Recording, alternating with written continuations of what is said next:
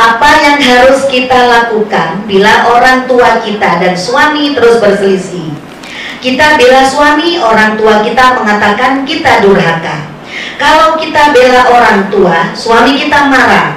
Apa yang harus dilakukan? Tuan Guru mohon bimbingannya. Terima kasih Pak. Sekian bulan yang lalu pada Hari Pers Nasional kita ketemu di hotel, saya panggil langsung Tuan Presiden. Tuan Guru Bajang Zainul Majdi, inilah pemimpin kita. Dari Sabang sampai Merauke, sambutlah pemimpin baru yang muda dan berkarisma.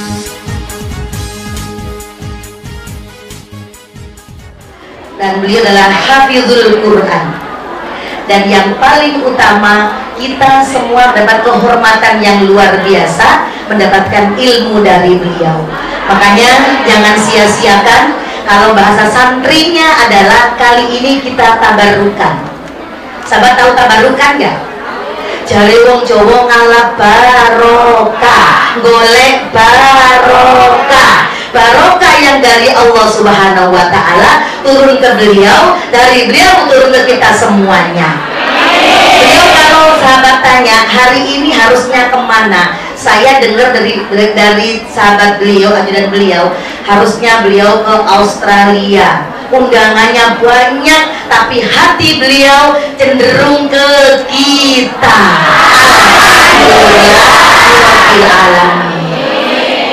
Tuan Guru Bajang yang kami muliakan, ada pertanyaan dari sahabat-sahabat. Yang pertama adalah, Assalamualaikum, semoga Tuan Guru Bajang dan Umi sekeluarga selalu dalam lindungan Allah. Tuan Guru Bajang, saya mau bertanya, bagaimana pendapat Anda mengenai Islam Nusantara? Karena teman dan ustadz saya di kampung melarang saya belajar dari kajian medsos yang sebagian besar dari beliau-beliau menolak Islam Nusantara. Satu-satu ya Bu, biar beliau tuntas jawabnya. Baik, silakan Tuan Guru. Terima kasih. Islam Nusantara itu sebenarnya menggambarkan bagaimana Islam bisa hidup di seluruh sudut di dunia ini. Jadi Islam itu bisa diterima oleh siapapun. Islam bisa hidup dengan baik termasuk di Indonesia. Pengamalan dan ciri-ciri khas yang dilaksanakan oleh umat Islam di Indonesia, itulah yang diistilahkan dengan Islam Nusantara. Bukan berarti Islam Nusantara itu kitab sucinya beda, enggak. Kitab sucinya Al-Quran, ajaran-ajarannya Ahlus Sunnah wal Jamaah, tetapi diistilahkan Islam Nusantara karena memang ada pengamalan-pengamalan kita yang memang sangat khas di Indonesia. Bukan hanya bahkan pengamalan, sekadar pakaian kita pun umat Islam di Indonesia itu ada kekhasannya. Banyakan yang pakai sarung mau pakai jubah di Indonesia. Nah, itu bentuk-bentuk dari ciri khas. Ciri khas yang bukan terkait dengan ibadah mahdhah. Nih ibu-ibu ya. Jadi jangan menganggap Islam Nusantara itu berarti urusannya ibadah mahdhah. Yang namanya ibadah mahdhah itu sholat, puasa, zakat, haji, kemudian zikir-zikir, ya sama. Sholatnya 5 waktu, sama semua di seluruh dunia umat Islam. Puasanya pada Ramadan, hajinya kemana? Ke Baitullah. Jadi ibadah mahdhah insya Allah tidak ada perbedaan. Yang beda itu yaitu kebiasaan-kebiasaan yang tidak pernah dijelaskan secara detail oleh Nabi kita, Nabi besar Muhammad SAW. Misalnya tahlilan. Tahlilan itu tidak pernah secara detail diajarkan oleh Rasul. tapi tidak pernah pula dilarang. Nah, nih ibu-ibu, tidak semua yang tidak diajarkan oleh Rasul berarti tidak boleh. Bukan berarti sesuatu itu ditinggalkan oleh Rasul menunjukkan bahwa dia tidak boleh dilaksanakan. Ada sesuatu yang Rasul tidak kerjakan. Pertama, karena Rasulullah SAW memang tidak terbiasa dengan itu. Dulu Rasul pernah bepergian ke suatu tempat, tiba-tiba disajikan makanan. Di antara makanan itu ada satu makanan daging. Begitu Rasul mau pegang daging itu, Rasul nanya, ini apa? Dijawab oleh sahabat, ini dhab. Dhab itu bukan biawak ya, tapi mirip-mirip lah, digurun. Itu halal. Tapi Rasul tidak makan. Kenapa Rasul tidak makan? Kata Nabi Rasulullah SAW, saya dari kecil emang gak biasa makan ini. Jadi ditinggalkan oleh Rasul bukan menunjukkan makanan itu haram atau tidak boleh.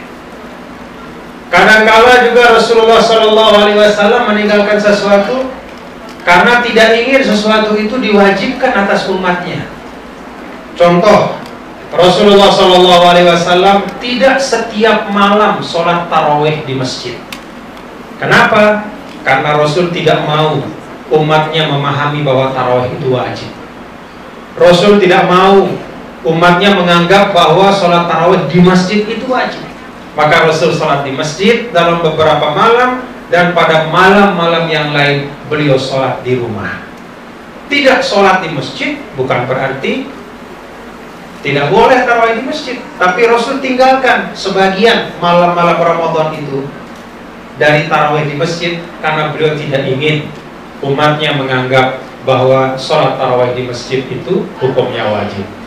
Nabi kadang-kadang meninggalkan sesuatu karena tidak ingin membebani umatnya. Ada juga Rasulullah SAW meninggalkan sesuatu karena Rasul menyerahkan kepada dalil yang sudah umum yang dipahami semua. Misal, Nabi SAW tidak melaksanakan zikir atau tahlil di masjid secara berjamaah misalnya. Kenapa? Bukan karena tidak boleh, tapi karena zikir itu sudah diberikan hukumnya secara umum oleh Al-Quran. Ya ayyuhalladzina amanu dzkurullaha dzikron katsira. Jadi kata Allah, wahai orang beriman, banyak-banyaklah berzikir. Gimana caranya? Seperti apa? Di mana? Diserahkan kepada kita. Jadi kalau sudah ada perintah umum, maka Rasul tidak memperincikan karena menyerahkan kepada pemahaman dan keluangan dari masing-masing hambanya, masing-masing umatnya. Jadi kalau ada yang punya keluangan untuk membuat majelis-majelis zikir, silahkan. Kalau misalnya keluangannya itu agak sempit, tidak bisa ikut, jangan juga disalahkan. Ya, ibu-ibu ya. Jadi kalau ada yang ikut, alhamdulillah. Kalaupun ada yang meninggalkan, jangan juga disalahkan. Masing-masing sesuai dengan keluangannya. Nah, di dalam hal ini, misalnya di Indonesia ada kebiasaan-kebiasaan seperti tahlil, seperti berzikir bersama, berziarah kubur bersama-sama, itu bagian yang dibolehkan. Di Indonesia itu banyak terjadi. Ziarah kubur sebelum Ramadan, ziarah kubur setelah atau setelah puasa. Kemudian ziarah kubur, kapan lagi ziarah kubur? Setelah Idul Fitri. Itu kebiasaan, itu bagian dari yang disebut Islam Nusantara, kebiasaan beragama kita, hal-hal yang dibolehkan dan kita lakukan. Kalau di Arab Saudi, mungkin di Mesir tidak seperti itu, ya itulah bedanya. Tetapi semuanya itu masuk dalam keseluruhan kelapangan dan keluasan Islam. Jadi tidak boleh kita saling menjelekkan satu sama lain. Justru kita sebagai umat Islam di Indonesia patut bersyukur Karena para ulama kita telah mewariskan tradisi berislam yang kuat, yang kita sering sebut dengan Islam Nusantara, yang di dalamnya itu ada nilai-nilai Islam rahmatan lil alamin. Wallahu a'lam bishawab. Ibu-ibu, sahabat-sahabat, panggilan tuan guru itu, saya nanya sekarang, di Arab ada apa enggak? Tuan Guru Bajang, beliau julukannya Tuan Guru Bajang. Di Arab ada apa tidak? Itu termasuk juga Islam Nusantara. Betul Tuan Guru. Terus Kiai, ayo Kiai, panggilan Kiai, panggilan Ustaz, itu kan ciri khas dari Islam Nusantara kan diantaranya. Jadi buat Tuan Guru dan saya, artinya tidak ada, selesai sudah, nggak ada perbedaan antara kita. Islam Nusantara adalah Islam yang hidup dan diterima di negara Indonesia, yang punya ciri khas tersendiri dan tidak melawan agama kita. Ini intinya. Baik, oke. Baik, ya, ibu yang saya muliakan, Tuan Guru, pertanyaan yang kedua adalah, apa yang harus kita lakukan bila orang tua kita dan suami terus berselisih? Kita bela suami, orang tua kita mengatakan kita durhaka. Kalau kita bela orang tua, suami kita marah. Apa yang harus dilakukan Tuan Guru? Mohon bimbingannya. Terima kasih banyak. Islam itu kalau orang berselisih secara umum nih, jangankan suami dengan mertua, dengan orang tua, ya, jangankan suami atau istri dengan mertua, tapi secara umum dalam Islam, kaidah ketika terjadi perselisihan itu ada dalam ayat innamal mu'minuna ikhwatum fa aslihu baina akhawaikum. Sesungguhnya orang-orang beriman itu bersaudara, maka damaikan antara saudara. Ini umum. Lebih dari itu, kalau misalnya menyangkut orang yang dekat sama kita, itu berarti tanggung jawabnya lebih besar lagi. Untuk apa? Untuk islah. Maka kalau ada gesekan-gesekan antara suami dengan orang tua kita, kita sebagai istri dari suami, anak dari orang tua kita, punya kewajiban untuk mengislah. Mengislah itu macam-macam caranya. Cara yang paling gampang sebenarnya, yang biasa menjadi tradisi, kalau kata Rasulullah SAW itu bohong itu tidak boleh ibu-ibu, kecuali satu dari keadaan bohong itu boleh, adalah pada saat mengislah orang, mendamaikan. Ibu-ibu ngomong ke suami, Pak, Bang, Kak, Mas, A. Ya. Kalau Lombok, apa Lombok tuh? Kakak, semama, katanya semama, A, Mas, apa aja pokoknya. Tadi Bapak nyebut Mas dengan sebutan yang bagus loh. Katanya Mas itu suami yang bagus untuk saya. Katanya Mas itu orang yang pintar menyayangi istrinya. Katanya Mas itu bapak yang baik buat anak-anaknya. Itu kata bapak Mas. Padahal bapaknya nggak pernah ngomong begitu. Habis itu datang ke bapaknya, apa Pak gitu ya, Pak, suamiku, Masku ngomong, katanya bapak itu menantu yang number one, mertua number one, mertua yang hebat sekali. Dia pengen, katanya suami saya pengen sekali seperti bapak nanti. Dia pengen nyontoh akhlaknya bapak. Katanya bapak itu kalau ibadah bagus, dia pengen nyontoh kayak bapak. Pokoknya semua puji-pujian kepada suami, sebut hal-hal yang baik tentang orang tua, dan kepada orang tua sebut hal-hal yang baik tentang suami. Itu salah satu bentuk untuk mengislah. Udah dilaksanain aja yang itu dulu. Nanti kalau itu mentok, tanya lagi. Kalau saya ke Hongkong lagi. Amin. ngomong lagi kalau itu beliau ya. Tuan Guru, pertanyaan yang ketiga adalah, apa benar berita tentang ucapan yang tidak mengenakan menghampiri Anda?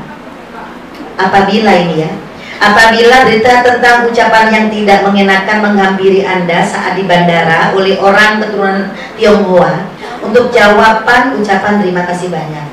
Maksudnya apa ini, Bu? Ini yang lurus.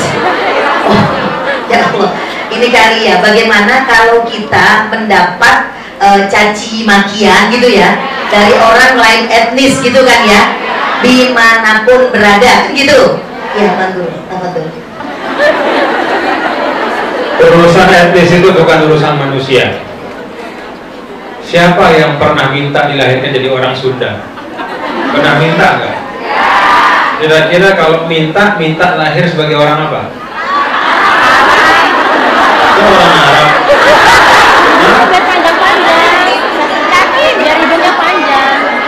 Jadi Islam itu ya, ibu-ibu dan saudari-saudari, Islam itu tidak mengurus urusan mata kita sipit atau belum. Gak ada urusan. Warna kulit kita putih atau hitam atau coklat, sawo matang, gak diurus sama Islam. Yang diurus oleh Islam itu adalah iman dan amal saleh kita.